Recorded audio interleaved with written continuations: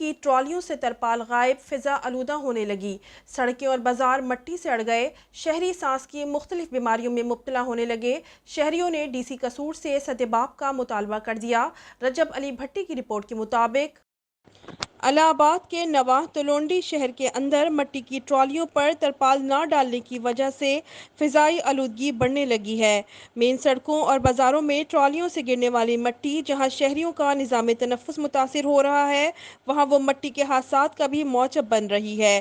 یہاں تک کہ شہری سانس کی بیماریوں میں مبتلا ہو رہے ہیں، جو باعث تشویش ہے۔ متعدد بار انتظامیہ کو آگاہ کرنے کے باوجود کوئی سدباب نہیں کیا جا سکا۔ شہری تنظیموں کے رہنماؤں ذوالفقار چودھری، چودھری زبیر، ندیم رضوان، رفیع، راشد بٹ اور دیگر نے ڈی سی قصور سے ترجیحی بنیادوں پر کارروائی کرنے کا مطالبہ کیا ہے۔